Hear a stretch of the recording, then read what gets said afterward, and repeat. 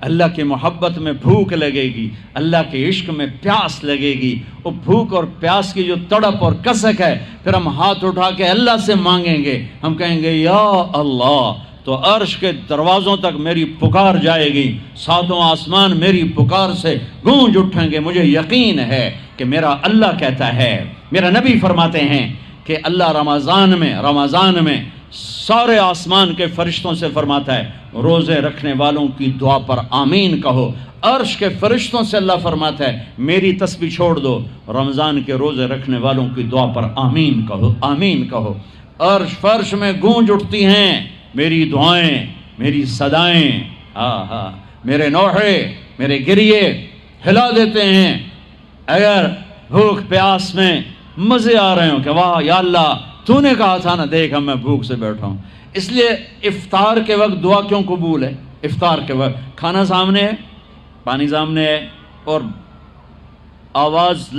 کان لگے ہوئے ہیں سائرن کی آواز پر، تو اللہ کہتا ہے یہ فرشتہ، یہ میرے بندے، کھانا بھی سامنے ہے، پانی بھی سامنے، یہ کیوں نہیں کھا رہے، یہ کیوں نہیں پی رہے؟ بولو کہ یا اللہ تیری محبت، میری محبت، چلو تم گوار ہو، میں نے معاف کیا، چل میرا بندہ مانگ، کھانے سے پہلے مانگ۔ وہ وقت مانگنے کا ہوتا ہے، پکوڑے کھانا دا نہیں ہوتا، سموسے دکھن دا نہیں ہوتا، سموسے، پکوڑے، کچوریاں، 7 اپ، جام شیری، روح افزا، 500 چیزاں تو اندر پا لیندے ہو، سارے روزے دی تباہی پھیر کے رکھ دیتے۔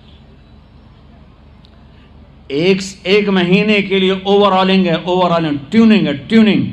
تھوڑا کھاؤ، تھوڑا کھاؤ، تھوڑا کھاؤ، ٹھنڈے شربت مت پیو، ٹھنڈے شربت مت پیو افطاری کے وقت، بعد میں پینا تو پی لو، این افطاری کے وقت اپنے اوپر ظلم مت کرو۔ سارے دن کا انجن گرم ہے،